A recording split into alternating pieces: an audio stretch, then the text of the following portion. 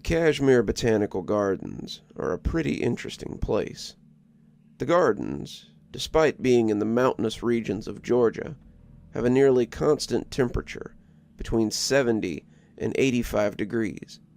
It has never snowed in the Cashmere Botanical Gardens, and it's utterly immune to the cold snaps and freezing warnings that sometimes affect the area. The plants here require only minimal care, seeming to get exactly what they need to flourish from the soil and their regular waterings. The place should not exist, especially not in a town as provincial as Cashmere, but it does. It's no secret either that 8 to 10 people disappear in the gardens every year. That's not to say they're killed. That's not to say they're abducted. What the park reports is that 8 to 10 people are reported missing to the park staff every year, and those people are passed on to the police and later to the FBI. None of them are ever found, none of their remains ever surface to be identified, and none of them are ever heard from again. They simply come into the park, sometimes with their families or friends, or just by themselves, and they are never heard from again. The decorative ponds on the grounds have been dredged, the surrounding woods have been checked and rechecked, dogs have been brought in to smell them out, but no evidence of foul play is ever reported. Only 2 constants can be reported in these disappearances. The victims are always male, and the disappearances have always been between March 1st and September 15th. I only know these things because they're part of the new employee orientation. They tell the botanists, the visiting scientists, the groundskeepers to be careful. They've had staff reported missing as well, though I somehow doubt that they get reported to the police along with the others. We have to sign long release forms before we're hired that absolve the gardens of any wrongdoing should we disappear on the job. The owners are aware that strange things happen here, and they consider it a small price to pay for a botanical garden that seems to reside in an everlasting summer, even in the depths of winter. I, however, am no researcher, no botanist, not even a groundskeeper. I'm a member of their security staff. I started on day shift, 6 a.m. to 6 p.m., and the old guy they had me working with turned out to be a glorified desk clerk. Randy was 45 and clearly liked the cushy job he had. He was the embodiment of a rent-a-cop, soft-bodied, eternally sitting, and he let me know how it was going to be right off the bat. I man the security booth, answer the questions and file the reports. You maintain a secure presence around the park. Look sharp, kid. As you may or may not have heard, people have gone missing around here. Translation: you do all the walking, and I do all the easy stuff. So, for the next month, I walked my boot soles off as I toured the park. There was an electronic cart that the security was supposed to ride around in, but the battery was bad, and they'd never gotten around to changing it.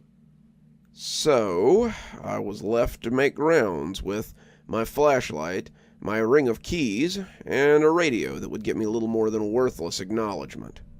Every hour we were supposed to make a check of the grounds, but during the day I seemed to be constantly going from one problem to another.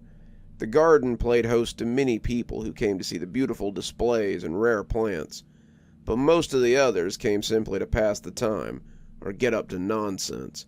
Every day seemed to be another chance to break up nicking teens, stop people from touching the flowers, throw out people who came in to cause trouble, or to ask groups of tourists who were here to look into the mystery to stop trampling on the displays. That first month was hell, even for $25 an hour. In that time, though, I did see the pale lady. I was yelling at some tourists, one of whom was ankle-deep in the reflecting pool of lilies, when I looked up to see her. At first glance, I thought she was another tourist. I had just looked up to tell her to get back on the walking path, when I noticed her alabaster skin and unmoving posture. I felt a strange tremor run through my body as I looked at her, and I hardly noticed my wet socks and dripping boots as I led the tourists towards the front gate. After that, I found reasons to have my rounds take me to that particular pool. The Pale Lady was a statue that was gifted to the garden by Dr. Thurston, the head of the gardens, about 10 years ago. It sits out in the north reflecting pool, surrounded by water lilies, and is truly a work of art. The statue depicts a woman in a long, flowing robe, her hair unbound and hanging down around her back. She covers her face with a fan, her eyes staring out cat-like and playfully. The temperature around that pool is always summery, the water never so much as growing sluggish in the winter. The statue seems to be the epicenter of the good weather that surrounds the garden, and management has made it the centerpiece of the garden. I asked Randall about the statue, and he just shrugged and turned the page on his magazine. Thing's creepy. I remember having to work nights when I first started, and that pond was my least favorite spot to walk. I always felt like it was watching me. I'm pretty sure that it wasn't there a few times. Carl can say what he likes, but something off about that statue. I asked him for more, but he looked up from his hot rod mag to ask me if I didn't have something better to do. When I showed up the following day to find a brand new officer learning the ropes from Randy, it appeared that I did. Carl says you're on night shift now. Didn't he call you? No. What happened to the night guy? Who knows? He just abandoned his post. Mark was always kind of flaky. I nodded, but couldn't help feeling a little skeptical. Mark had been flaky, but he still had alimony to pay. No one walked away from a $25 an hour job where most of your shift was spent sitting on ass. He was working the night shift, sitting in the booth from 6 p.m. to 6 a.m., and his relief had come in the next morning to find him gone. The camera showed him leaving the booth at around 4 o'clock, getting on his appointed rounds. He walked off towards the north reflecting pool at 4:10, and after that, who could say? No trace had ever been found of him, and I guess they decided I'd be a good fit for it. One phone call later to confirm, and I took myself back home to get ready for that night. I had never worked the night shift at the garden, as I mentioned, so I wasn't really sure what to expect. I knew it was a position I'd be filling by myself, and I was a little excited about that. From what Carl had told me on the phone, it was mostly a lot of watching cameras and making sure I hit my hourly rounds. He said the boss liked to make sure everything was locked up after the gates closed at sunset, and that he sometimes watched the cameras to make sure the guards weren't shirking their rounds. So you make sure you're doing what you're supposed to be doing, and for God's sakes, don't fall asleep. So, with that, I frittered away the rest of my day, till it was time to go to work that evening. March 25th. There was a big binder on my desk when I got there, and Randy made sure I got the keys before he left. Better you than me, kid. You couldn't pay me enough to stay in this creepy old place at night. He left in a hurry, and I was left with another hour of daylight before they made the announcement to close the gates. The first couple of hours weren't too bad. I walked the grounds, helping people like I usually did. I directed some folks towards certain exhibits and made sure the buildings were secured after the botany staff left for the day. When the gates closed, I did another walk around and looked for stragglers and people who might be hiding. We do occasionally get troublemakers after hours who think it's funny to try to stay in the park and steal things overnight. There was none of that tonight, though, and as I finished my rounds, I went back to my desk and watched the cameras. I set an alarm on my watch so I wouldn't miss my next round in an hour, and I contented myself with watching the grainy CCTV footage from the security monitors. They had cameras just about all over the park. You could see most every entrance and exit from the exhibits, and some of them had cameras over the exhibits as well, like the rare flowers or the endangered species room. One of these cameras faced the pond for the Pale Lady, and I found myself coming back to that one again and again. The longer I looked at it, the more it seemed to move sometimes when I took my eyes off of it. Yeah, I know what that sounds like, but it's true. Sometimes you stare at something for so long that it seems to move. The statue was no different. It would wiggle its arms, move its fan, even seem to sway a bit, but it was all things I could chuck up to the grainy camera footage. I'd go back and check on it during my rounds too, but it always sat in the same place it had always been. I've tried not looking at it so much, since I could feel myself lingering the more I did. There was just something about it that pulled me towards it, and I worried that one night I might walk into the reflecting pool and sink in the mud. I can't really say the weirdness started on the first night, but by the third night, I knew something was weird around the Botanical Garden. March 26th. It was just a little thing. Nothing really weird, nothing worth reporting, but definitely worth writing about. Between 1 a.m. and 1:15 a.m., the Pale Lady statue disappeared. I was listening to the radio and watching the monitors. I had just tipped a cup of coffee to my lips when I scrolled past that particular monitor. I had got it from the vending machine by the office, and it tasted like mud water. Still, it was better than nothing if I was going to stay up all these late nights. I was cycling through the cameras, here a rare plant, there a pool of lilies, and when I came to the statue, I had to scroll it back to make sure of what I was seeing. I scrolled forward and back a couple of times to make sure it wasn't a bug or some kind of electrical failure, but after 5 minutes, I couldn't find any reason for the error. The statue was just gone. I wasn't too worried at first. I mean, it was a statue. Where was it going to go? Kind of thought it might be some sort of electrical problem after all, but couldn't figure out why it would disappear just the statue. So I grabbed my mag light and brought my coffee with me and went to go check it out. I was due for a round in about 10 minutes anyway, so I supposed I'd just started a little bit early. The Pale Lady's lily pond is towards the middle part of the round, so I found my way around the rest of the exhibits as I came towards that particular spot. It was about 1:12 when I got to her pond, and I expected that I would show my flashlight into the willows out there and find her still on her pedestal. Seeing the area, I checked around the pond and her pedestal, but the camera hadn't lied. The statue was gone. I immediately started looking around for clues. The statue wasn't cheap, at least I figured it wasn't, and if it came up missing and I couldn't find it, I was likely going to get fired. I checked for footprints, since someone had clearly gone into the pond to get it, and for signs of entry over the wall, since they would have had to get in here somehow. I had just completed my search, finding nothing, when I heard a weird grating noise. If you've ever heard kids playing with sidewalk chalk, it's about all I can equate it to. It sounded like someone pushing chalk over concrete, except the volume on it was about 100 times what I was used to. I turned around, trying to see what had made the noise, and I kind of figured it might be somebody trying to quietly move the statue. I expected to see a couple of guys nearby, the statue between them as they pulled and pushed on it, and I pulled out my phone so I could call the cops if that was what it was. Instead, I found the statue of the Pale Lady back on its pedestal, as if it had never gone anywhere. I held it in the beam of my flashlight for about 2 minutes, trying to see what the hell was going on. There was no way I had missed it. I had checked the whole damn area for that statue, but here it was. I made another pass around the pond, looking for clues or anything that might tell me what had happened. After 30 minutes, I realized I wasn't going to find anything, and made my way back to the booth.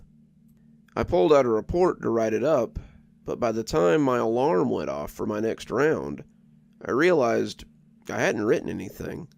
What was there to write? Was I going to tell Carl that I thought the statue had gone only to find out that it had been there the whole time? I'd sound like a lunatic.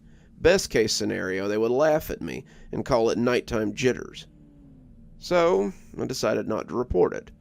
The rest of my night went by pretty quietly. March 27th. When I came in for my next shift after a day off, Randy seemed genuinely happy to see me for the first time ever. Wasn't sure you were going to be here or not. Some of the new guys leave after their first night and never come back. Kinda glad you didn't run off. You seem more stable than the rest of them, he added. After that business a couple of nights ago, I kept a careful watch over the statue. I kept a little record, too, which is what you're probably reading here. Just something for my own peace of mind so I could prove I wasn't losing it. That night, I saw the statue disappear from its spot in the lily pond twice. I witnessed it return every time on camera, and it was always gone for 10 to 20 minutes at a time. I thought about going to check on it, but decided against it. I hadn't liked being out there when it was gone. Felt like something was creeping around out there, and the thought of that statue moving around on its own wouldn't leave my mind. March 28th. It happened 2 more times tonight. While on my rounds, I discovered it gone both times, though I never stuck around to see it come back. If I were watching on camera, there would be a puff of static followed by a sudden reappearance of the statue, and after the first time, I never questioned it. It was a strange little mystery, but that was about it. March 30th. It all came to a head tonight. Tonight, I met someone on my rounds, and I have to believe that it was the Pale Lady. She had lured me into a false sense of security by staying put Saturday night. I usually noticed her gone between 1 and 5 a.m., so when Saturday came and went with her still in her lily pond, I began to doubt the experience of the week. It was my first week of night shifts. Maybe I was just seeing things, jumping at shadows. I went home and slept, waking up fresher than I had in days, and spent most of the night without so much as a hiccup. The park closes early on Sunday, so by the time I got there, it was already locked up, and all I had to do was my usual rounds and watch my usual cameras. Randy stuck around for almost an hour to talk about how the new kid had needed to leave for an appointment or something. He was a little miffed because he had had to do rounds for the last 3 hours by himself, and he didn't feel that someone with his kind of time in should have to do things like that. I listened and pretended to be sympathetic, while I felt it was his comeuppance for being a lazy ass. "What kind of appointment would you have on a Sunday anyway? I tell you, kids today are so lazy and unreliable." It was just starting to get dark when he left for the day, and after that it was just me and the quiet, empty gardens. The next 6 hours seemed to drag by. I sat in the security booth and listened to the radio mostly. I did some camera watching, went and ran some birds out of one of the exhibits, and really just had fun sitting on my butt. Around midnight I checked the cameras and found everything where it was supposed to be, the Pale Lady included. I grabbed my flashlight and my keys and went out to do my midnight round, expecting nothing more strenuous than some leftover trash to pick up along the way. I was just coming around the edge of an exhibit when I saw something further up the path. I guess saw wasn't the right word. I heard her before I saw her. It sounded like someone was dragging a rock along the concrete, and it reminded me of the sound I heard the other night when the statue went missing. As I came closer to the pond, I saw a woman walking slowly up the path. It looked like a woman, at least. Watching her walk, I thought she might be an older lady who was walking a little stiffly. Her gait was slow and looked like it hurt her to put one foot in front of the other. I called out and asked her how she'd gotten in here. To tell the truth, it scared the hell out of me. I hadn't seen a living person since Randy left for the day, and the sudden appearance of someone new put the hairs up on the back of my neck. She just kept walking, like she hadn't heard me, and I quickened my pace as I got in front of her so I could confront her. It wasn't that hard, she wasn't exactly running, but as I came around her, I realized she was holding a fan, blocking her face from sight. She was dressed in old clothes, like a Ren Fair dress, and her hair was hanging loose around her shoulders. Sometimes the gardens hire people in costume to walk around, but I hadn't got a memo about any upcoming events. They certainly wouldn't be here in the middle of the night either, and I felt pretty confident that she wasn't supposed to be here. I stood in her path, and as she tried to go around me, it seemed that she noticed me as I shouted at her a second time. "Excuse me, ma'am, the park is closed for the night. What are you doing here?" For a moment, all we did was stare at each other. I seemed to have startled her as badly as she had startled me, but she recovered a little quicker than I had. She took a step towards me, extending her hand as if she meant to touch my face, and I took a step back out of her reach. I was a head taller than she was, but I still didn't want some strange lady touching my face in the middle of an empty garden in the middle of the night. I thought about raising my flashlight, but suddenly my arm was heavy.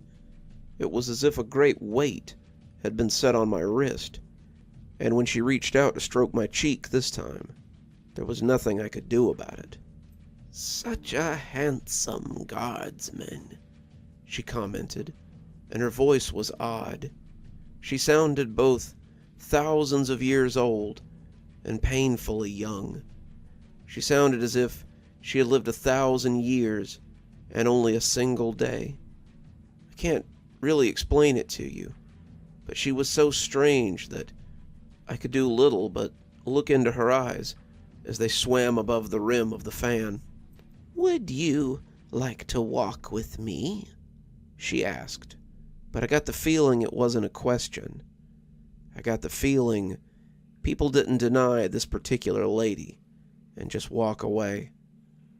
I opened my mouth to tell her that would be lovely, but some primitive survival instinct slammed the brakes on my mouth. A strange voice argued that if I were to walk with her, I would never go walking with anyone again. This lady would lead me places, both terrible and beautiful, but they would not be places I would ever come back from. When I shook my head, it seemed to surprise her. "Sorry, ma'am.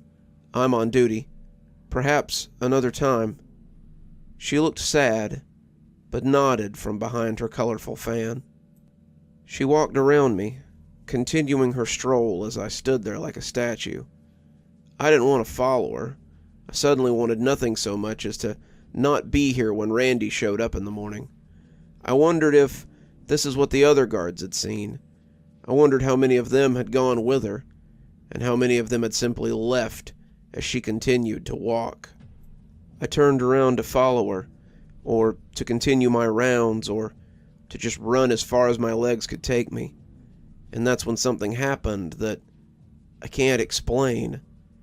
I have a vague memory of her standing right behind me, her fan closed and her face on display.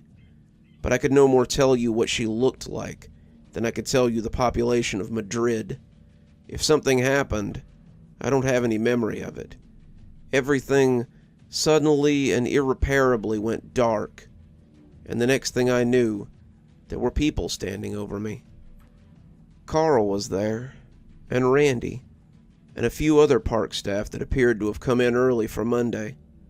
Someone was shining a light in my eyes, and it made me squint as I came back to myself. The park had an EMT on standby, but it appeared that it was too early for him. The guy looked like an outside paramedic, and as I came around, he turned the light off and nodded. "How are you feeling, sir?" "Very confused," I told him as I sat up. "The last thing I remember is that it was nighttime, and I was on a round." I didn't remember the lady I had seen walking around until later that day.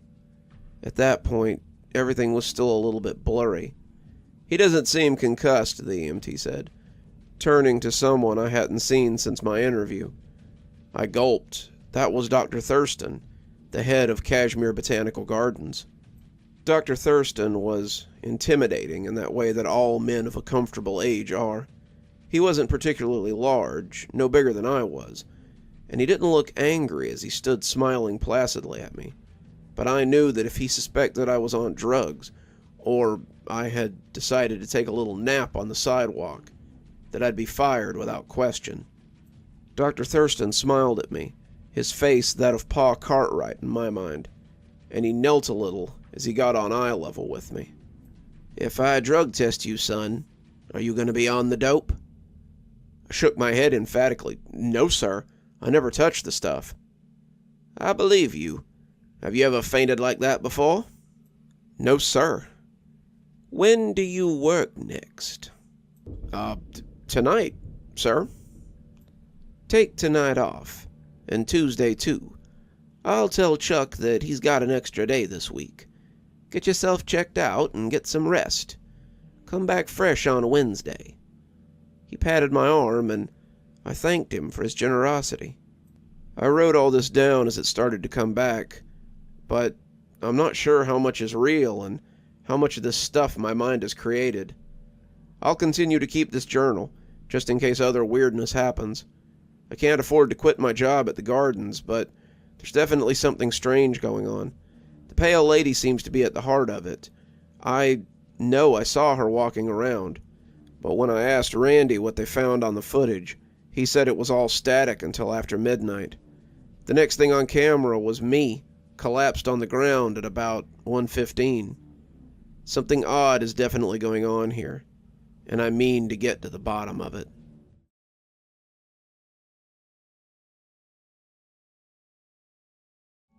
I was awoken Tuesday morning by a call from Carl.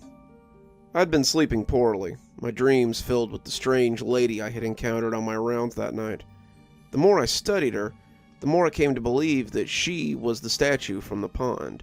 But that was crazy. Statues didn't just get up and walk around on their own.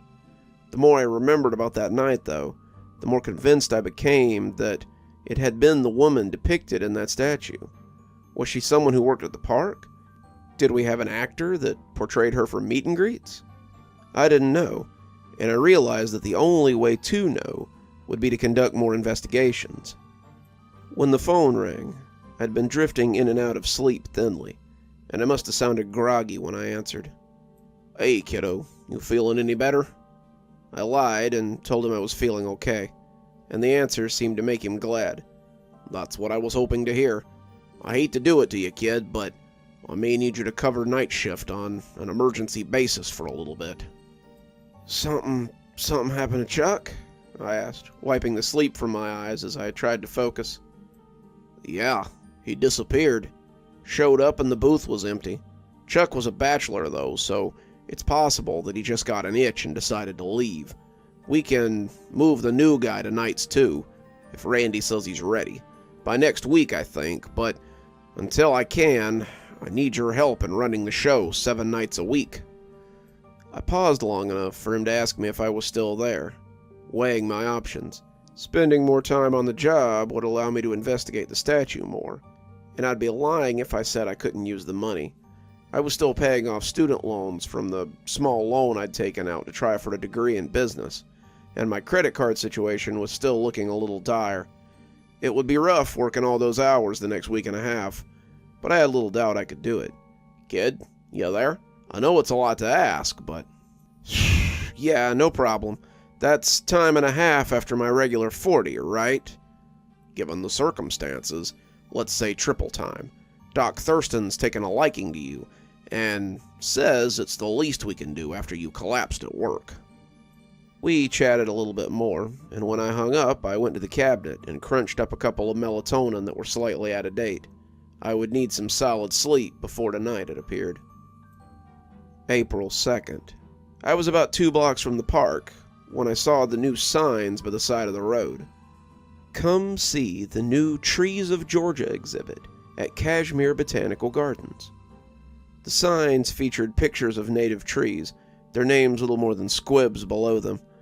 I had to squint as I rolled past them, not sure what I'd seen. The trees looked like they had little cameras on them or something. It was weird, but I suppose that someone would explain it when I got to work. The banners on the outside of the park told me that indeed, our botanical garden was running a display, and I could see flyers and pamphlets on the Welcome Center rack explaining the exhibit. Randy, however, turned out to be better than any flyer. "Look who's back," he said, shaking my hand. "You had me scared there for a minute. Glad you didn't just run off, given the circumstances." He looked a little down, and I told him I was sorry to hear about Chuck. Randy and Chuck had started out on the same shift, and their off days matched up enough for them to maintain a consistent friendship. They had been buddies for quite a while, and Randy was taking the news of his friend leaving pretty hard. "I just wish he'd call me or something," Randy said, looking glum. "I got one call from him before he disappeared, but he must have just butt-dialed me or something. It was weird, too. It was in the middle of the night, and all I could hear was some old sciencey guy talking about trees." "Trees?" I asked, interested. "Yeah, talk about age and size and region and whatnot. He must have butt-dialed me by the new exhibit. Maybe he was gonna tell me he was dipping out, but kinda freaked me out a little bit. Oh yeah, what is this new exhibit? Something about local trees or something? Nothing gets past you, kid, Randy said sarcastically. Yeah, we got some grant money last minute and had to spend it on an educational exhibit. Talks about something from the state. Hence, trees of Georgia. Which area are they in? Governor's Ring. I tell you, it's been school buses of snot-nosed kids for the last 2 days. I'll be glad to see it go, but it looks like it might be here to stay for a while. I nodded, making a mental note of the location for my rounds. The Botanical Garden had 8 different rings where the exhibits were kept. Think of it like a clock. The Governor's Ring was at the 12 o'clock position, with the Gerber's Ring, the Sylvere Ring, the Massley Ring, the Tuckman Ring, the Reese Ring, the Georgia State College Ring, and the Delaney Ring, all around them. They were named for their sponsors, and each ring held a unique exhibit. Keeping with the round theme, there were also large walls that encircled the rings, and within were other small biomes for permanent rings. The Pale Lady's Lily Pond was one such thing, and altogether it made up about 40 unique displays and set pieces to explore. It's been a real headache keeping all them kids from climbing the exhibits, especially with my new helper asking a string of questions while I do all the work. The noise from them trees is enough to drive an ice pick in your brain, too. Noise? I asked, unsure what he was talking about. I won't spoil the surprise. You'll see soon enough. It wasn't long before I realized what he was talking about. The Governor's Ring was towards the middle part of my round, and as I walked around, I heard the voices before I saw them. The signage proclaimed the Governor's Ring to be the home of Georgian trees. They had transplanted about 8 half-grown trees into the ring, and each of them had a little speaker box attached to them. The speaker box proclaimed the tree's name, in Latin and English, and some facts about it. It would have been cool if they'd been on a timer and not so close together. In the end, they all just kind of walked over each other, and the bleed over would definitely have given me a headache after a while. I'm an American birch, Fagus gratifolia. My bark is very smooth and light gray, remaining so as the tree ages. Large trees with rounded crowns and many long, Hi there, I'm American yellowwood, Claudastris kentuckii. I have a broad, round canopy and a vase-shaped, moderately dense silhouette. You can call me Tupelo, Nyssa sylvacanta. I'm also sometimes called black gum, and my summer leaves are a very dark color with a high gloss appearance. But the most spectacular part of me is my fall foliage, with many shades of yellow, orange, bright red, purple, and on and on and on. Standing there for only a few minutes was enough to make my temples throb, and I moved on as I continued my rounds. The adults I saw in the exhibit seemed to agree, though the kids seemed excited for some reason. Maybe it was the idea of talking trees, or maybe they liked all the chaos, but the ones I saw kept running around and trying to climb the trees. I ended up camping out in the ring for a while, telling kids not to climb the trees and asking parents to control their children. Thank God the garden closed at 7, because an hour later I was sweaty, tired, and nursing a throbbing headache as I started my second round. I had hoped that after the park closed the speakers might go off, but much like the muzak they pumped in over the speakers at night, I could hear the sound of the trees being described every round.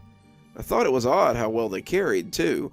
Sometimes it seemed like I could hear them, certain trees at least, while I was in my office, only to hear different ones later in the night. It must have been windy, too, because I seemed to catch leaves rustling against the cameras more than once. I mean, it's a botanical garden. Leaves are kind of everywhere, year-round. But they don't usually buffet against the cameras quite that much. It was 9 o'clock, my 4th round of the night, when I heard the weird science guy voice that Randy was talking about. I was coming around the 3rd ring, on the east side of the garden, when I heard someone talking. I pulled out my mag light, thinking we might have an unscheduled guest.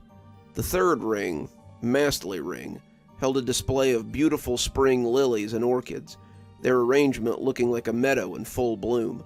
Mr. Massley's groundskeeper had even set up a water feature so that it appeared that a stream was coursing through it, and it was pretty impressive to think about.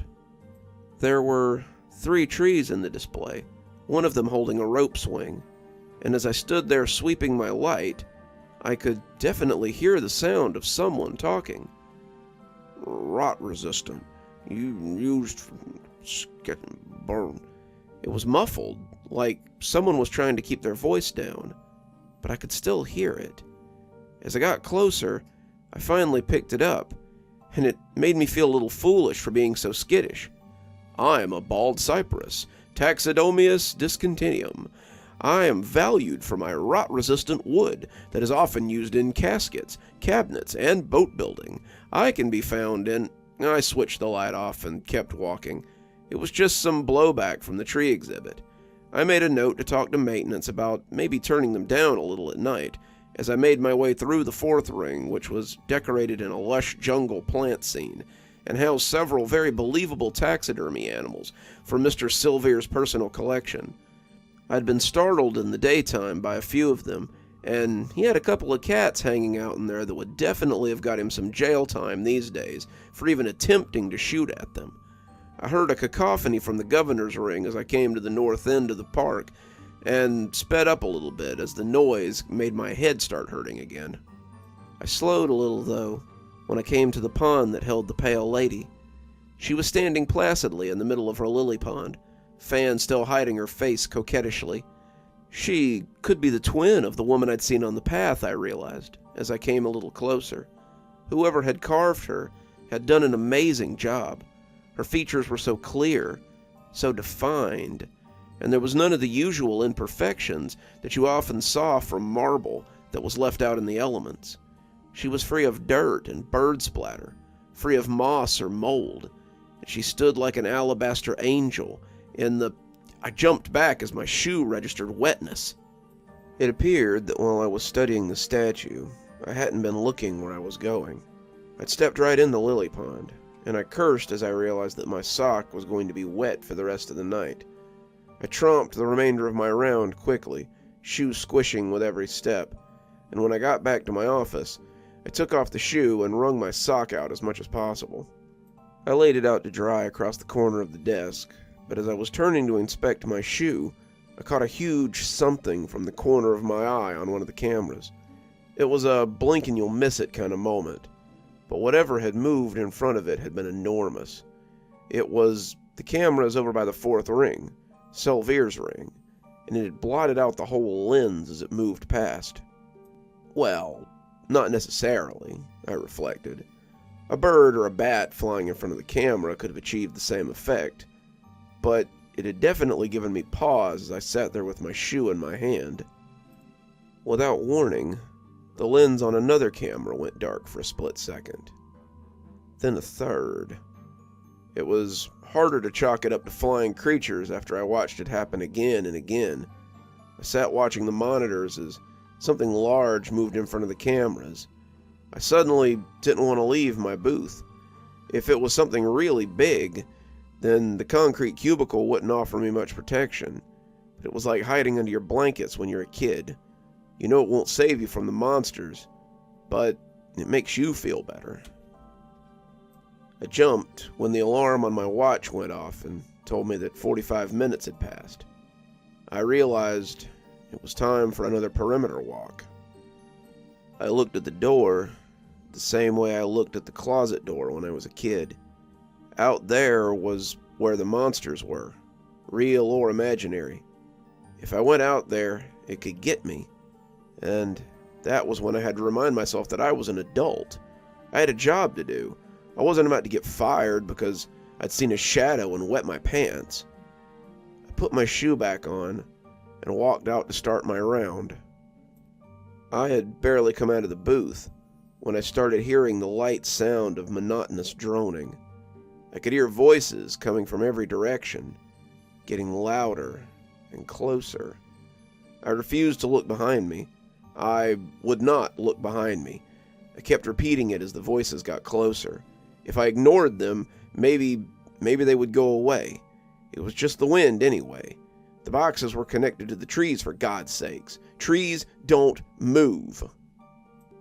My pace quickened as I rounded the third ring, but when my flashlight fell on the idyllic scene, I felt it slip out of my hand and tumble to the pavement. The bulb popped like corn in a pan, and I was left in semi-darkness. The spring scene had only 2 trees now, the poplar and the oak with the swing on it. The third one was gone. There had definitely been 3 trees there earlier. I remembered them. They'd been sitting symmetrically, and the scene had made sense with 3. But I remembered now that 3 was wrong. There had always been 2, at least before tonight. I cast my memory back to the month I'd been here and realized that was true. So where had the third tree gone? "I'm your local chestnut oak." I spun in place as the shadow of the tree fell on me, stumbling back and tripping over the low fence of the exhibit. "I am a deciduous native tree that reaches 50 to 60 feet in height and has an equal spread when growing in the open." I had thought them half grown when I'd seen them, but even then they were larger than I was. The oak stood about 18 feet high and was broader through the middle than nearly 2 of me. The base, which had been wrapped in wet burlap sack, had burst as the tree's roots capered out like living legs. It was scooting towards me on those agile limbs, the wooden behemoth groaning as it lumbered along, and I raised my hands up over my head as I expected to be smashed into a red paste, when it simply rolled unseeingly over me. Even now, the strangeness of the situation was made all the stranger as the calm, educated voice of the chestnut oak continued to spit out facts about itself. It felt almost foolish that my last moment on Earth would be filled with descriptions of leaves and the possible width and breadth of this lush giant. When I wasn't immediately dealt with, however, I opened my eyes and saw the tree departing in a cloud of facts about temperature zones and blooming seasons. It was heading deeper into the garden, and I think even then I knew where it was going. I picked up my flashlight as soon as I could get my heart into something like a normal beat pattern, and headed after it. The light was useless, the bulb having burst, but I suppose that if I met any normal-sized attackers, I could always use it like a club. I think I wanted it out of some strange sense of security as well. The flashlight, the radio, the keys, they were all part of my uniform, and if I had them all, then nothing bad could happen to me, right? It's odd, the talismanic effect of our things sometimes. The tree wasn't hard to follow, but as I kept a safe distance behind it, I began to realize that it wasn't alone. The voices began to converge as we walked, and the oak was joined by a beech and a cypress, finally by the young black gum. This may sound comical somehow, a bunch of trees moving together on tentacles of living root, but it was all I could do to keep myself following them. The creaking of their legs, the groaning of wooden bodies not meant to move, the rustling of leaves as they fell in droves, and the yammer of the informational tapes that walked across each other in a hellish chorus was enough to leave my skin crawling and my brain ready to join it on a nice stroll away from here. I put my hands to my ears as we neared the destination, and when I saw the lily pond, my suspicions were confirmed. The 8 sturdy trees, others already present, stood around the small pond in a similar formation to the 8 rings of the Botanical Garden. All of them seemed to kneel as much as something without knees could kneel, and I watched as the huge moon seemed to put the statue in a spotlight as they bent before it. The marble figure held court over them, a delegation of trees come to plead their case before the pale lady. As I watched, the statue began to move. Dust began to fall from the arms. The fans slid away to reveal a face that grinned impishly. She looked two-faced from here, her features expertly chiseled into the marble, and as one side of her face twisted up in an infernal grin, the other pulled down in a rictus of a snarl. She thrust the fan above her head as the marble pattered around her, a woman freed from a basilisk spell, and when she opened her yellow eyes, I could feel her regard on me. I ran then, my shoes squeaking a little on the pavement as I took flight. I stumbled over the small wall and fell into a display of marigolds, but I kept running as I rolled free of them. I could still hear that hateful chorus, their facts now simply heralds of their gargantuan protectors, but they seemed to be getting further away. It didn't matter. I was glad they weren't chasing me, but my only concern was getting as far from them and that pale lady as possible. When I saw the guard shack coming up, I ran inside and pushed the door closed behind me, leaning against it as I panted like a dog. I was safe, but for how long? I went to the cameras looking for anything that could prove I wasn't just hallucinating. If I'd caught them on camera, I could show Randy in the morning and prove that this wasn't some practical joke. I could show it to Carl and Dr. Thurston. I could let them know what was happening after hours, and they'd be able to do something about it. The cameras looked so still and normal that it took me a few minutes to realize they were frozen. They had lost connection just as I stepped out from my circuit of the park, and I could see myself standing motionlessly as I crept from my hole like a scared mouse. I reset the system, but the data was lost, and the cameras stayed frozen for the rest of the night. I called Carl, the poor guy sounding like he was having an amazing sleep, and told him what had happened. He said it happened sometimes, and recommended that I press the network button when I remembered to, and be careful while I was on my rounds. Can't think of why anyone would want to break into a botanical garden, but if they do, the cameras won't be much help. I laughed.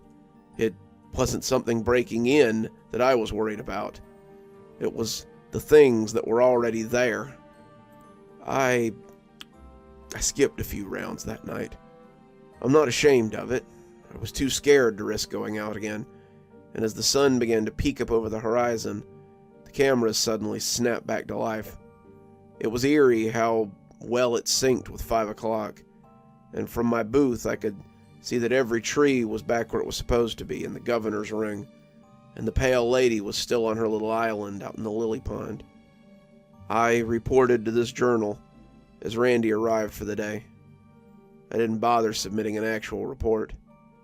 Doesn't seem as if it goes anywhere anyway. I need proof if I'm to do anything about this. I need to find out just what the hell this is.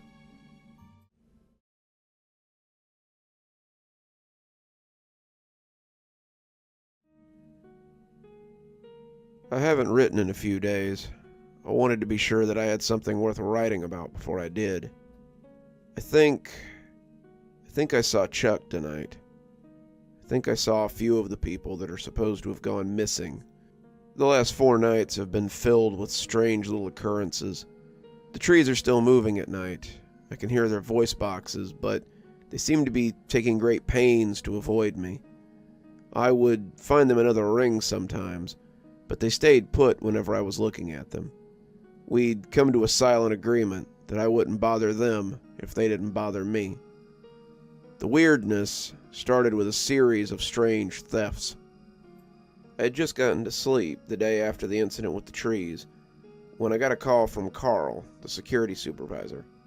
"Hey, sorry to wake you. Did you happen to see anyone in the park last night?" I started to tell him about the trees. It was on the tip of my tongue to tell him everything, but instead I told him I hadn't seen another person till Randy got there that morning. "Sucks that the cameras went out. The groundskeepers are saying that they're missing 2 bags of concrete." "Concrete?" I asked, barely awake as I tried to get my wits about me. It had taken several hours to get to a point where I could sleep, and I was beginning to think I wasn't going to get any before work that night. The sleeping pills had made me extremely groggy, though, and I was having trouble following the conversation. "Yeah, 2 bags, and a wheelbarrow. Keep an eye peeled tonight, all right? If someone's sneaking in and messing with the cameras so they can steal things, I'd like it to stop." Told him I'd keep an eye peeled and hung up before rolling over to go back to bed. That night, there was a folder sitting on the desk of the security detail office.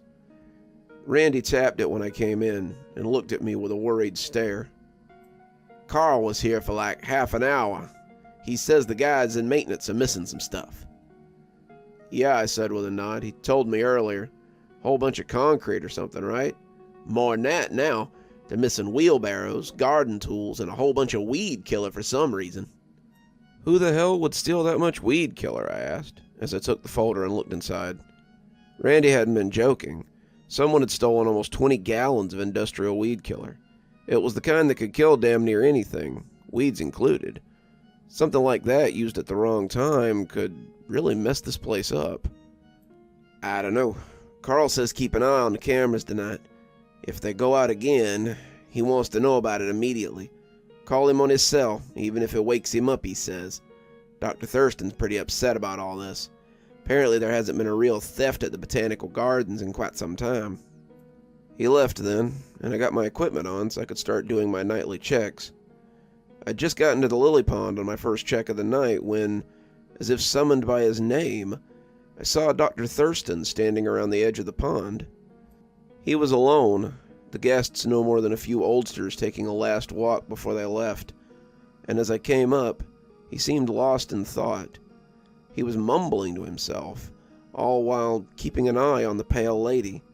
They seemed to be having a very intense conversation, and whatever he was hearing back, he didn't seem to like it. "Not gonna let you ruin this place for me," I heard him say, just as I came up beside him. "Dr. Thurston?" He jumped, as if a goose had walked over his grave, but he was all smiles when he turned back to look at me. "You gave me quite a fright," he said. "How were you settling into night shift? Had any more trouble with fainting spells?" "No, sir. It's okay, I guess. Awful spooky around here at night, though. Always seems like I can hear voices and catch shadows late at night." Dr. Thurston chuckled. "I imagine some of that might change once those damn trees are gone. They weren't my first choice, but the educational grant money we got for hosting them has more than helped us pick up some bills around here. They do make quite a caterwauling." He went back to looking at the pale lady, and I joined him in silence for a few minutes before he asked me a strange question. "Is she one of the shadows you see sometimes?" I didn't know how to respond. Would he believe me if I told him that I thought the lady statue prowled around at night? He laughed again, putting an old hand on my shoulder. "I'm just teasing, boy. You know, this statue was my contribution to the gardens when I became the director 10 years ago." "I had no idea, sir." He looked back at the statue, but his face was an odd mix of pride and contempt.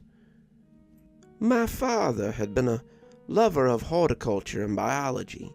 He'd been something of a botanist himself, you see, scouring the world for strange plants and odd flora. He claimed to have found the statue in an old temple somewhere in deepest India. He brought it home and put it in his own garden and said that it made his plants bloom as the summer never ended. He may have loved the statue, but I lived in fear of it. When he died, I could no longer stand to have that strange statue looking at me whenever I walked the grounds of his estate. So I brought it here, so whatever strange energy it has could benefit the Botanical Gardens. I'm grateful to whatever effect it has on this place, but I still have a great deal of fear and respect for it." He left shortly thereafter, and I continued my rounds as I made ready to close the gardens for another day. The first few nights weren't so bad. I felt watched as I made my rounds, and I caught sight of things out of the corner of my eyes. The trees, thankfully, did not move again, but something was moving in the Botanical Gardens. They were normal-sized somethings, People, perhaps, but they were far too quick for me to see. I tried ignoring it, thinking it was more strangeness, like the trees moving, and the next day there was a new folder on my desk. Maintenance, it seemed, was reporting more thefts. Their industrial sprayers were gone, as well as the remains of their weed killer. Someone had also taken the keys to the truck that held their bigger sprayer, the one they used for pest control. Carl and Randy were at a loss, and when Carl asked me again if I'd seen anything, I told him I hadn't seen anything out of the ordinary the last few nights. I should have told him about the feeling of being watched, but I didn't want to seem paranoid. This was a good job, and I really needed to keep doing it, so I put up with the weirdness and went about my night, as I had the ones before it. The third night, however, Carl spent half my shift furiously sifting through security footage. Someone had broken into the botany labs, behind the botanical garden, and taken something that Carl couldn't tell me about. It was all very hush-hush, but it was something that we could get in a lot of trouble for if anyone found out about it. The techs signed non-disclosure agreements before they started working on it. It was for a company that would prefer not to be mentioned either. If someone stole it, and the company found out, we could be in for a lot of trouble, and a lot of fines. He left around midnight, having found nothing on the camera besides the occasional bursts of static. The weirdest thing to me was that, in all this time, I'd only run into the lady as she took her evening walk once.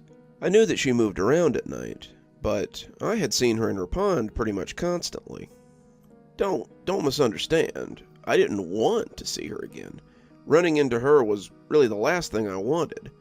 But I was intrigued by her intentions and what interest she had in the gardens. After Dr. Thurston's story, I began to wonder if maybe his father really had found something magical in India. Some old totem to a harvest goddess? Or maybe something darker. There was no new report when I came in tonight, but there was certainly something to see. Randy was in high spirits when I came in.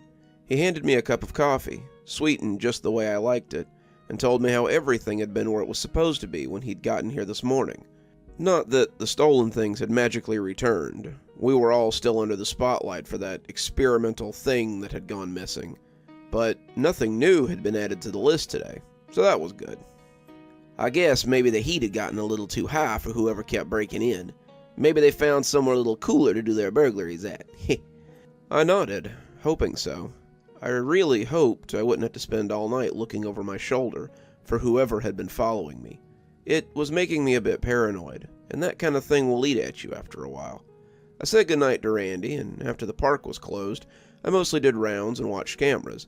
It was only a matter of time before they started blaming me for these nighttime burglaries, and I really wanted to catch something so I could redeem myself just a little bit. As if on cue, I started seeing things dart in and out of the cameras. It was similar to the flashes of static that I saw when the statue moved, but these were definitely movements. Creatures that looked vaguely human would move at the edge of the camera, a little too quick for me to see. Still, my eyes found them. I grabbed my flashlight and decided to go investigate. I knew there wasn't much I could do if they'd come in a group, but maybe just the realization that they weren't alone would be enough to scare them off. I moved quietly through the dark gardens, the overhead lamps creating little islands of light in the murky blackness. I could hear something, but I wasn't immediately sure what it was. It almost sounded like construction, but who'd be doing construction in the middle of the night? The tree voices bombarded me as I walked past the governor's ring, but it couldn't quite block out the sound that I had heard earlier. All the trees were still there, where they should be, so I felt confident that they weren't the ones making the racket. After a closer look, though, I came to the conclusion that no, they weren't all there. 3 of them were missing, and I couldn't believe I hadn't noticed them before. They were the 3 biggest trees in the exhibit, likely having been brought in with several forklifts, and they were all just gone. Had they left on their own? I didn't know, but as I turned my face back towards the noise, I figured I was about to find out. The area around the lily pond turned out to be the source of the noise. I hunkered at the edge of the exhibit and watched as a half a dozen hunkered figures went about their work, They were mixing and pouring concrete, cutting wood and making rough tables, constructing seats out of stone and wood, and building something in the lily pond. I couldn't tell what they were. They were only vaguely human, but much too hairy and muscled to be actual humans. The longer I looked, the more I thought I could see horns sprouting from the tops of their curly hair, and I wondered where they had come from so suddenly. The longer I observed them, the more familiar faces there seemed to be. It made sense that they should look familiar. Many of them were faces I'd seen on the posters in the break room, the one detailing missing employees. One of the ones pouring concrete looked a little like the smiling botanist who had gone missing last year. The one lifting a large concrete stone, with one hand no less, looked a little like the middle-aged woman who had worked as a groundskeeper. This could all be a mistake, my mind playing tricks on me, but when I heard something snort behind me, I turned and found someone that there was no mistaking. Chuck was pushing a wheelbarrow, his hair now long and brown, and his eyes like a cat. I could look past the faces. I had only seen them on missing posters. But there was no misremembering Chuck. I'd seen him quite often, and despite the changes to him, I still recognized him. The wheelbarrow made a harsh sound as it fell, the two of us just staring at each other for a few seconds, before I could find my voice. "Chuck? Is that you?" Chuck looked startled. He took a step away from the wheelbarrow. It looked like he wanted to use his hands to cover himself. He seemed ashamed to be seen like this, and when he spoke, his voice was nothing like the deep baritone it had been before. It sounded like someone pretending at a deep voice, and a falsetto all at once. He sounded like nothing so much as a sentient hive of bees that's learned to speak through some strange sorcery. "You shouldn't be here. You're not supposed to be here. Get out. Get out before it's too late." I took an involuntary step back, but got control of myself pretty quickly. "Come with me. We can go talk to Dr. Thurston. Maybe there's some way he can—" "No," he said brusquely. "I don't need saving. But you might. Get out of here. Get out of here before it's too late. There are things happening here that you don't understand. You need to leave while you still can." He looked like he wanted to say more, but every word seemed to put him at odds with himself. When a sudden guttural scream erupted behind me, the sound of a beehive falling down a flight of stairs. I turned to find that one of the other creatures had seen me and was pointing at me with an accusing finger. I ran for my life. It's amazing sometimes what adrenaline will do. I could hear the sounds of hooves on concrete behind me, the clatter it made, hard to tell how many were after me. 2, 3, a dozen, it hardly mattered. I'd watched one of them lift a slab of concrete that looked like it weighed as much as 800 pounds. One of them would be enough to kill me, and I knew it. As the security hut came into view, I breathed a sigh of relief before wondering why. A door would be child's play for this gang of Billy Goats Gruff, but it hardly mattered. I made it through and turned to slam it in their faces, and got a split-second view of a mob of angry monsters. Their teeth looked huge as they gnashed from their lips. Their arms pumped wildly, and the cords that showed on them bulged dangerously. They were a pack of Bacchanalian revelers, a group of pissed-off satyrs, and I slammed the door and ran the bolt, already having my cell phone out to call for help. 911, what's your emergency? I need help. I need the police, the army, something, to the Cashmere Botanical Gardens. I'm the security officer, and I'm being attacked by something. I've... At that moment, something hit the door, hard enough to bow it in its frame, and I saw an arm attempting to poke into the gap. I need someone here now. They're almost through the door. Please, God, help me. They battered at the door as I yelled into the phone, and as the woman assured me that help was on the way, I hung up on her and dialed Carl. He sounded groggy, but woke up quickly once he heard the banging. What the hell's going on over there? Are you okay? I need help. I called the cops, but I need to let you know in case something happens to me. They're working for the statue, the one in the lily pond. She's been making them steal things. They're the ones that have stolen all the tools and the concrete and stuff. They're building something. They're making something. I don't know what to do." "Slow down, kid. You aren't making any sense. I'll be down there in about 10 minutes with everyone I can lay hands on. You stay safe. There's a flare gun in the box under the desk. It's only got one shot, so try not to waste it, and only if you really..." His last words were blotted out as something bent the door enough to reach their arm all the way in. I dropped the phone in surprise and backpedaled until I ran into the desk. The hand was like a furry spider, scuttling around the door as it looked for the clasp. The door wasn't much protection at this point. It was bent almost in two, and I wasn't sure why the hand was trying to open it when it could just as easily knock it down. I didn't question my good luck. I just reached for the case Carl had told me about and popped the safety latch as the gauze and band-aids and antibiotics spilled onto the floor. The flare gun clunked onto the desk, and I scooped it up as the hand finally found the latch. I took a shaky aim, though I guess I didn't need to be that good a shot. I've never been much of a marksman, to Dad's chagrin, but as I steadied my hands, I reminded myself that I only had one shot. The thick fingers slipped off the lock, but it seemed that they were more curious to find where it was. As they returned to it, I put a bead on them and pulled the trigger. I missed, but I missed spectacularly. The shot bounced off the door frame and out the large hole the arm was creeping through.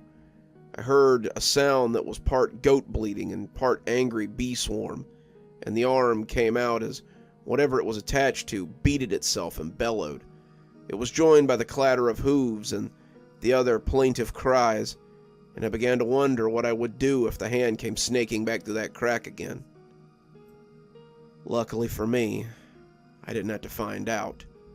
As the blue and red lights filled my vision, the creatures took flight. They clattered back down the sidewalk and away from the guard station as swiftly as they had arrived. I sat on the floor, flare gun still in my hand, and could do little but try to make my teeth stop chattering. I'd never felt closer to death in my life, and my breath tried to catch itself as I wondered if it was really over. When the police announced themselves and called out for security staff, I dropped the flare gun and told them I was here. As it turned out, the EMT was the same one from the other day. "We gotta stop meeting like this," he said. "People are gonna talk, you know." In my current state, I didn't even register the joke. The police had helped me out of the smashed booth and deposited me with the ambulance as they went to check the park. I'd been sitting dutifully on the stretcher, letting him examine me for about 15 minutes, when the headlights of an SUV pinned us both in place. The EMT looked a little nervous as the doors opened, and 4 others climbed out. Was this some new trick by the pale lady, or was it more cops showing up after the fact? To my surprise, it was Carl, Randy, and the new kid, Gabe. At the head of them was Dr. Thurston. They approached the ambulance, and as Carl asked the EMT about my status, Dr. Thurston brought his very old face very close to mine. He seemed to be looking for something, and when he didn't find it, he calmed, and his usual smile emerged like an autumn sunrise. "Tell me true, boy. Did she make you drink anything? Did you eat anything? Did you take anything from her?" I shook my head and just kept on shaking it until he put a hand on either side of my face and leaned in so close that I thought he was going to kiss me. After a few minutes, he leaned away again. "He's just scared, Carl. I don't think she's gotten a hold of him." "Well, thank Christ for that," Carl said, signing something the EMT had put in front of him and telling him that they would take it from here. "Gabriel, go tell the police that we're taking the security guard to Dr. Thurston's office. If they have any more questions, they can find us there." Gabe nodded, but Carl stuck out a hand before he could go tearing off. "And don't run, for God's sake. These cops are going to be tense enough without you spooking them. Come on, kid," he said, putting an arm under me and helping me up. "Tell us the whole story."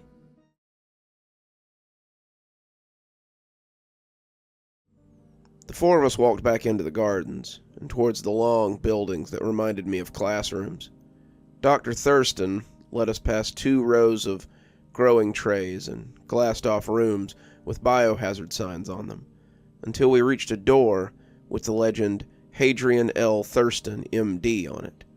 The doc unlocked his office, and we all piled into the cozy space. It was bigger than our security cubicle, but not by much. Most of the space was taken up by bookshelves and the mahogany desk that Thurston planted himself behind. Carl stood at his right, and I took a seat across from him, as Randy leaned against the wall near the door. Randy looked tired and unhappy to be there, but I guess when Carl called you, you answered your phone. I don't think I've ever talked a lot about Carl. He's a big bald guy, muscular through the chest, and he's got tattoos on his arm that lead me to believe he might have been in the Navy or the Marines. He wore a handgun on his hip like it had grown there, and I could see the strap of some kind of rifle over his shoulder. The glasses he wore always looked a little fake, like a set piece to make him look approachable. And as he crossed his arms over his chest and looked at me, I felt like a kid who's gotten called to the principal's office. "So," Dr. Thurston said, "you've met the Brandylow." "The what?" I asked, the words sounding furry in my mouth. "The Brandylow, the Pale Lady's servants. She uses them as her soldiers and emissaries, but their numbers are usually low. We normally only have to fight 4 or 5 of them, and usually not till summer. We were going to ease you into that part of the job, but it appears you'll have to be thrown in with both feet. She's gathering power again, it seems, and rather than just sacrificing her followers, she appears to be recruiting them." "Wait, you knew she was kidnapping people?" Carl looked ashamed, but Thurston's mouth turned down in a sullen grimace. "It was never very many, and it brought on the constant summers that make the gardens thrive. It usually only takes about 8 or 10 a year, and we're up to 8 already, spring just beginning. This has gone on long enough, and if we don't act now, we may never have another chance. It may be too late already, but I hope not." He turned his full attention back to me, and his regard was more than a little uncomfortable. "Tell me what you saw. Don't leave out anything. If we have to go to war with this thing, I need all the information I can get." So, I told him what I knew, and by the time I was done, Gabe had come back. He interrupted my telling as he came into the office, talking about how the police hadn't been able to find anything, but Thurston shushed him so he could go on. When I finished my story, the old man looked thoughtful. "They are further along than I'd thought they would be. She's been planning this for years, drawing her power and placating me even as she makes her plans to escape." "Sir, what's she planning?" Carl asked. "They're building her a conduit, whatever those old priests or whatever they were did to keep her locked inside that statue. She's trying to break it. She wants to walk the material plane again, and who could blame her?" He looked up at Carl, assessing him for a long moment. "Can we get any more help?" Carl scratched his chin, seeming to run through their options. "Harlow and his boys said they wouldn't help us after last year's debacle. Romeo owes me a favor, but it will take weeks to get him and his unit here without raising suspicion. Russell and his Minutemen could be persuaded, but it would take grease, and lots of it." Thurston nodded, his smile returning, though it looked strained. "Sounds like we might be on our own this year, then. Might be time to come up with another plan, I suppose." Carl shrugged. "We've held out with less. You and I held that island one year, as I recall." Thurston cackled. "Yes, but we were both 5 years younger then." He turned back to me, but I believe he was assessing all 3 of us, as his blue eyes bore into the troops he had. "I won't lie, boys. What we're suggesting will be dangerous. This is nothing like what we've faced in the past, and we all might very well become sacrifices for her to step over. If that's the case, then that's the case, I suppose. But I won't ask the rest of you to throw your lives away. If you stand with Carl and I I can promise you both that the garden will never forget what you've done. I'll never forget what you've done," he said, putting emphasis on the last. "I'm in," Randall said, and I was surprised at how fast he agreed. He didn't even know what he was going to be asked to do. Or did he, I thought to myself. Randall had been here for a few years at least, like Chuck. Maybe this wasn't the first time he'd had to do things like this. I looked at him to try to get some clarity on what exactly was going on here, but he didn't seem to want to look me in the eye. I took it to mean this wasn't his first rodeo, and told the doc that I was in too. Gabe didn't take much convincing after that. He was young and wanted to be seen as an equal. With that, Dr. Thurston had his devotees. The doc smiled, pulling a pad of paper over as he detailed his plan. "We'll close the park today and reconvene tonight. Carl and I will get everything ready so that we don't walk in with our pants down. We'll go back tonight and parley with her. My father always kept her at bay, and if we put down a few of her friends, she'll see reason." I must have made a face, because Dr. Thurston laughed. "Don't worry, kid. I have no intention of leading us into a suicide mission. I've got a trick up my sleeve, something that kept my father from succumbing to her little pets for decades. We'll put on a show of force, let her know who's boss, and the status quo will be maintained. Everyone get some sleep and meet at the gate at midnight. We'll get ready and go hold court and be open again for the weekend. She's had her pound of flesh this year, and it's time that came to an end." We dispersed after that, daylight mere hours away. Carl and Dr. Thurston stayed to make plans as Gabe and Randy and I left to go get the latter's SUV. Gabe was all a chatter about the night to come, but Randy looked like he didn't want to say much. I walked with him as far as the parking lot. The police cars and ambulances now gone, and told him I'd see him tomorrow. "See you later," Gabe said, but Randy asked me to wait. He looked at me, his mouth opening and closing, but he seemed unsure of what he wanted to say. It was like he'd walked into a room and forgotten what he was looking for. Nah, that's not quite right. It was more like he had noticed the elephant in the room, but didn't know how to tell me that it was right there. He kept just opening and closing his mouth for a few seconds, Gabe telling him to come on, that he wanted to get back home, before he shook his head and said it was nothing. "We'll see you tomorrow," he said, hopping in and pulling out of the parking lot. I got in my own car and left too. It'd be nice to get some night sleep for once. April 7th. I woke up around noon to a text from Carl. "Don't bring any firepower tonight. I can provide you with one. Meet at the front gate at 12 p.m. on the dot. I wouldn't eat beforehand. Sometimes these things are best done on an empty stomach." The rest of the day seemed to drag by. I tried to sleep some more, but it wasn't happening. Tried to pass the time with video games or TV, but it was like I just couldn't get into anything. My brain seemed to hyper-focus on what we were going to do tonight, which was strange since I had no idea what we were actually going to do. Were we attacking the things I'd seen yesterday? Were we going to threaten the marble statue with guns? I didn't know, and it made me anxious.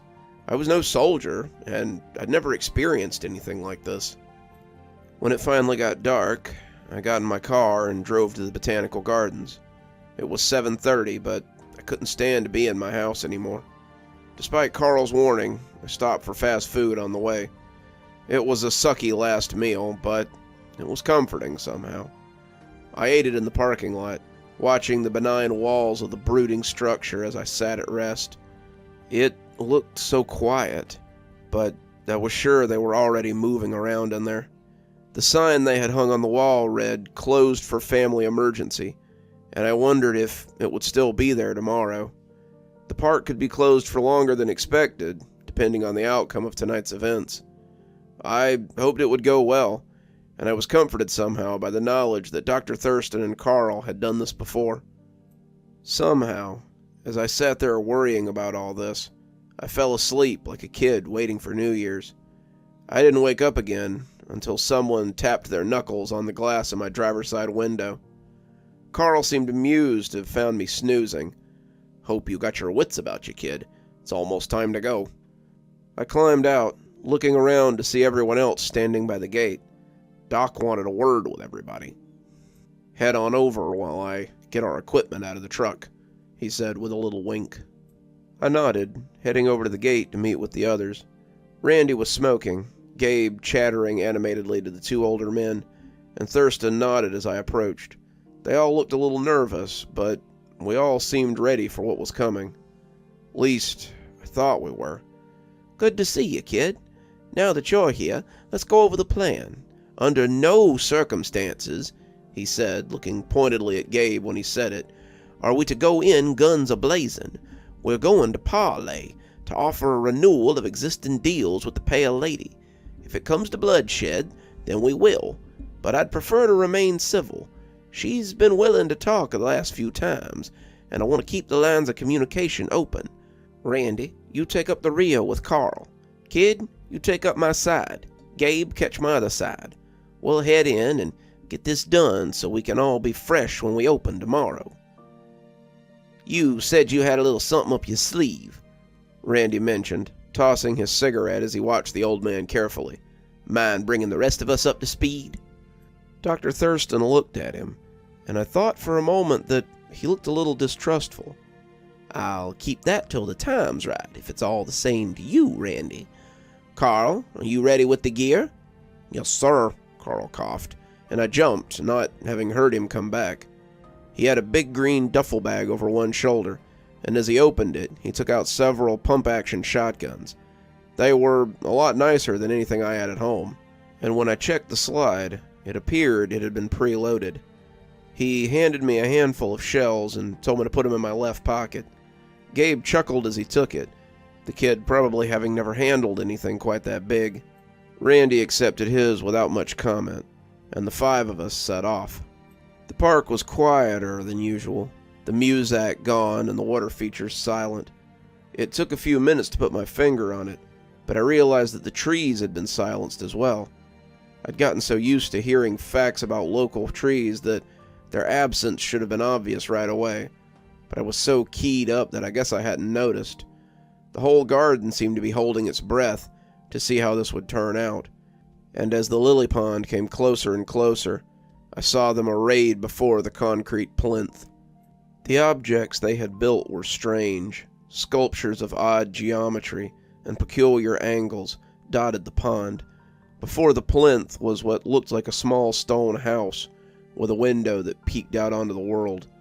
From that window, I could see the statue, and as we approached, it turned its neck gratingly and looked at us.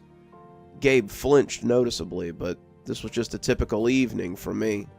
"Ah, my jailer has come to parley. What do you want, old man?" Dr. Thurston stepped into the pool, and the four of us followed him. "I have come to renegotiate our deal," Thurston said, smiling placidly. "Renegotiate? The deal was 10 years, and then I would walk the plane again. I have kept my end of the bargain, but like all humans, you are grasping. Our deal is complete, mortal, and I am free to walk the earth." "Not so fast," Thurston said. "Allow me a chance to renegotiate our deal. It was never a part of the deal that you would hunt so well, but you have. It was never a part of the deal that you would take so many to fill your ranks, but you have. You have not suffered in this time. I have made you a fine cage to amuse yourself and given you shelter from—" "Do not speak his name." "What I'm saying is, you're comfortable here. Why not stay a little longer? You are immortal, and I am old. What's a little more time of being here? That's all I'm saying." She looked through her window and appraised him critically. "What are your terms?" She had barely gotten the words out when Carl kicked me in the back of the knees. I went sprawling in the lily pond, losing my gun in the muck as I tried to make sense of it. What the hell was going on? Carl was on me then, forcing my hands behind my back as he held me in place. Randy didn't move, but I could sense that Gabe felt a little torn about what was happening. Maybe they hadn't brought him in on this part of the plan, but he was in it now, I suppose. Gabriel, I would advise you not to do anything stupid. Sorry, kid, Carl added, almost sounding remorseful. I like you, but this is business. Randy stepped up to cover the old man's left, the place Carl had been a moment before, and Dr. Thurston cast a hand at me, like a game show host, showing off prizes. Meat from my table, just as I have always offered, if you will keep our deal for another year.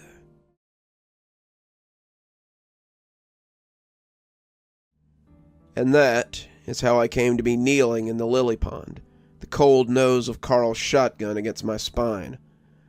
I could see little between my wet bangs, other than the pale lady as she looked down on the five of us, as though we were about to put on a show for her amusement. Carl didn't hold me cruelly at gunpoint, but I was hardly in any position to thank him. The creatures around us, the brandy-low, I supposed, looked on with interest, but I had eyes only for the lady. I hadn't much cared for the phrase, meat from my table, and I felt pretty sure I was about to discover more than I ever wanted to know. The pale lady stepped out of the small window she'd been looking from, and until I saw it, I would have said such a thing was impossible. It was like a doll stepping from the window of a dollhouse and becoming a real person before your eyes. I heard the doctor gasp as she stepped out over the water, the roots from beneath it, lily stalks and cords of watergrass rising to catch her feet and creating a stare for her as she came closer to the group. She was dressed as she had been on the night I'd seen her, and her young old face looked at odds with itself. She smiled as she paused halfway down the steps, and Thurston looked a little unsure of himself. His shaking legs were making ripples that I was likely the only one to see. And if I choose to refuse your generous offer, what would you do then, boy? I have my servants to call me, just as he does. And my time at your need's over. As she took another step, however, she halted, as if she'd stepped on a rock. Dr. Thurston seemed to get a little of his courage back, as his hand slipped into his pocket. I was afraid you might say that. My father spent years telling me you were nothing but a benevolent goddess, a creature of magic and light. But I knew better. He said he found you in a beautiful garden, but I researched that place. It's the site of a great battle, a mass grave, and what better fertilizer for your riot of plants than the flesh of the fallen, After you agreed to honor the 50 years accord with my father, the last 10 passing to me, I did a lot of research. I discovered your counterpart, though it cost me a fair amount of sanity to do so. I've spoken with his children, and they've told me of this green man. She let out a hiss like a scalded cat, and several of her brandy-low covered their ears. And how you and he have lain waste to your world again and again. He brings the cold, that which killed the plants, and when my weed killer began to go missing, I knew I had been right to plan a contingency. You were afraid that I would poison all these plants, but you were wrong. I love this garden more than you could know. Many of these plants came from my father's own garden, years of crossbreeding and cataloging that are now the only record of him left. I would sooner smash your totem and see this garden ravaged by winter than pick a petal from a single flower. You thought the worst of me, he said, sliding his trump card from his pocket. But I also thought the worst of you. In his hand, steam rising as it undoubtedly burned his skin, was an icicle as large as a blacksmith's hammer. It did not drip like its inferior cousins. It did not so much as dampen the outside of his coat pocket. His hand shook a little as he held it, but his face was set in a pronounced smirk of victory. He didn't look like Pa Cartwright now. He reminded me more of Gargamel as he held up his latest plot to destroy the Smurfs. The effect it had on the lady was sudden and immediate. Her lips skinned back from her teeth, her pretty face looking more like a moray eel. Her eyes became the no color of lilies, her skin the milk white of an orchid, and her hands became the talons of a harpy. She was furious, the hatred baking from her, but she was also powerless to do anything in the face of that smoking ice slab. You dare? You dare? You would dare treat me with hard size? You foolish simian. I should drag you below this pond and let you see the faces of the other fools that went before you. I am summer. I am spring. Your forebears once called me Titania and worshipped me as goddess. I have been alive since time immemorial, and I have never been insulted so by one such as you. Good to know I left an impression. Now, shall we talk terms? Thurston asked, taking a step forward. This ice pop is a little cold, but I'm sure it could be colder if I were to throw it into this little pond. She had taken a step away as he stepped forward, hiding her face behind her hands as he taunted her. Even so, I couldn't miss the smile those nightmare teeth attempted to hide. Even in my current state, I wanted to tell him to watch out. But Dr. Thurston's comeuppance didn't come from the lady on the island. When Randy turned, it sounded like a bomb went off when he pulled the trigger. The icicle shattered into 1,000 pieces, right along with the good doctor's wrinkled old hand. Dr. Thurston screamed in agony, falling to his knees as he cradled his stump. Even occupied as he was, I felt Carl spring into action. He tried to bring his own gun to bear, but it was fouled behind him. He stopped leaning on me long enough to jerk it around to the front, but when I leaned back hard and crashed into his leg, he wobbled and his shot went high. Randy had no such handicap, and when he fired, I thought I was free for half a heartbeat. When my back registered hot coals beneath the skin, however, I realized that Carl's stomach wasn't the only thing that had been shredded. Even wounded, Carl tried to get a last shot off at his killer. His shaking hand, the one that wasn't holding his guts in, had brought the gun up stutteringly. He was trying to get a bead on Randy, the barrel shaking badly, when Randy worked the slide and evaporated him from the nose up. The gory remains of our chief of security fell into the pool, the red beginning to tinge the water around him. Gabe looked shocked, his gun turning like he hadn't a clue who to shoot. When Randy put a hand on it and slid it out of his hand, Gabe seemed almost relieved. Don't be stupid, kid. It's over. The question now is whether or not you'll play for the winning team. I heard all this blearily. I'd fallen over at some point, and I wasn't really sure I could get up. The water felt nice on my back, and as my blood ran into it, I started to wonder if I was going to die too. He doesn't look so good, Gabe said, the two coming to stand over me. I think he caught some of that buckshot. Nothing gets past you, kid, I mumbled weakly. Randy laughed. Yeah, that, Gabe? Looks like you the new kid now. Come on, he said, helping me up. As I left the water, I was aware of that white-hot pain in my back and nearly passed out. I could hear my blood as it pattered into the pond, and my vision was getting a little blurry around the edges. Miserable traitors, Dr. Thurston said, cradling his hand. How long have you been under her control, Randall? Not long, he answered, keeping a bead on the old man as he threw an arm under me to keep me upright. Chuck came to me a couple of nights ago, told me about her. He told me her plans and told me I could be on the right side of history, or dead at the bottom of the lily pond. Sorry, Doc. I choose life. You have no idea what you've done, he muttered. But as her shadow fell across us, we all looked up to see her standing on a walkway of plant life. She was radiant, like a spring dawn, but I understood that she could be cruel, like the hottest summer day imaginable. You have done me good service. For that, I raise you to the head of my knights, here within my dismay. You, the one they call Gabe. You are welcome in my service as well, as is this one if it doesn't want to die. I looked up, her words confirming what I was already worried about.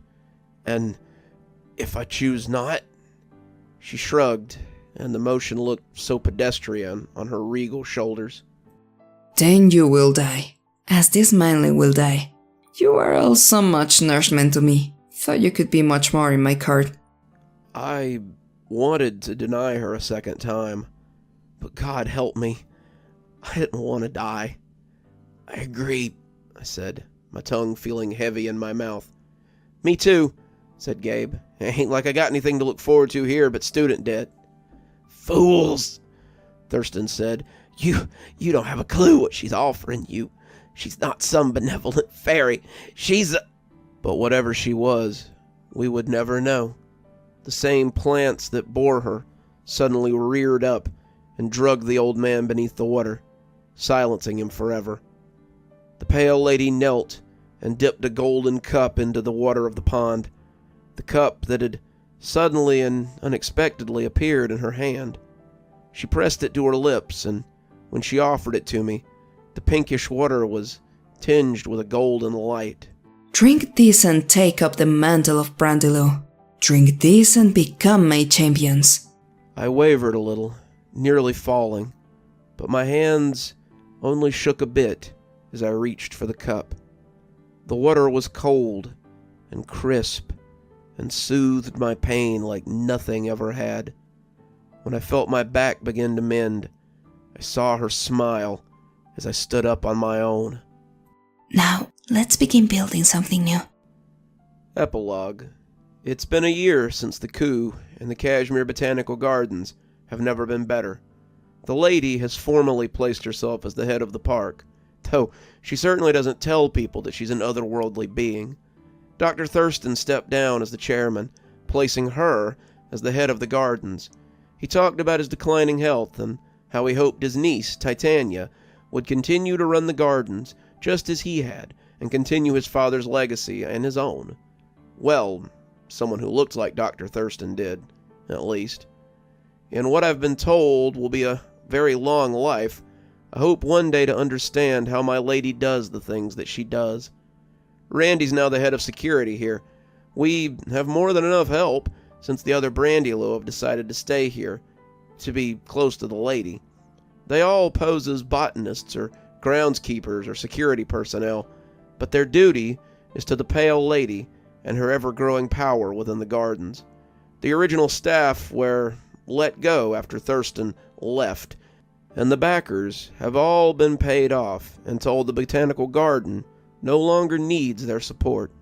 I heard the governor was pretty mad about it, but one meeting with the lady and he was happy to see reason. She controls the Botanical Gardens now. All the displays are of her choosing, and it looks more like a prehistoric landscape than a proper garden now. The sidewalks are covered in grass and dirt. The walls are gone, save for those that protect the garden from outsiders. The collection of flora has become something unmatched. There's talk about growing things, edible things, and cornering the produce market in the area. But who knows what she's planning. I still keep this journal, so I can remind myself that I wasn't always one of her Brandilo. I see that many of the older ones don't have names anymore. They're simply Brandilo, and I want to keep myself from forgetting who I was. It's strange how much you can get done when time doesn't seem to matter anymore. So, when you find yourself in Cashmere, come see the Botanical Gardens. They're unlike anything you've ever seen, I guarantee it. But be warned, people still go missing from the gardens. The disappearances have remained the same, but they still occur. Who's to say that you may not get a better look at the garden's mysterious benefactor than you ever could have imagined? You're still here. I'm glad to see you've made it all the way through 5 nights of the Cashmere Botanical Gardens. I wasn't sure you would. I thought we might have some mysterious disappearances of our own. I'd like to thank everyone who's enjoyed the stories this week, and I'd like to thank a big friend of the channel, Dama de Blanca, for being our voice of Titania, or the Pale Lady. Long-time listeners will remember the Pale Lady as the counterpart to the Green Man, the spirit of winter, and I thought, what better time than spring to introduce you to the other half of our winter boogaboo. I dare say I doubt this will be our last adventure in Cashmere Botanical Gardens, so keep an eye peeled for all the fun stuff we do in the town of Cashmere. Before we go, let's go ahead and thank our patrons. Thanks to Janet for being our Spooky Skeleton tier contributor, and thanks to Hi Stacy, Winter, Zeronin, Emily Coltsfoot, Stephanie Carrington, Marianne Schuler, Tyler Parker, and Jennifer Damron for being our Ghostly Reader tier contributors. Thanks, everyone. We just couldn't do the show without you. If you'd like to support the show in some sort of monetized way, why not come down to Patreon? We have several tiers. I'm sure you'll find something to amuse you. For $10 a month, you can join my Ghostly Reader tier and get a signed copy of my book anytime I write one on your doorstep. If you'd just prefer to buy a book, I've got an Amazon link below that'll take you to my profile that has all 6 of my books on there, and if you'd like me to sign them, let me know. I'm sure we can work something out. However you support the show, whether it's by buying books or watching ads or just by being here, know that I appreciate you and everything you do for this channel's health. And as always, thanks for stopping by. Dr. Plague, signing off. Have a wonderful evening.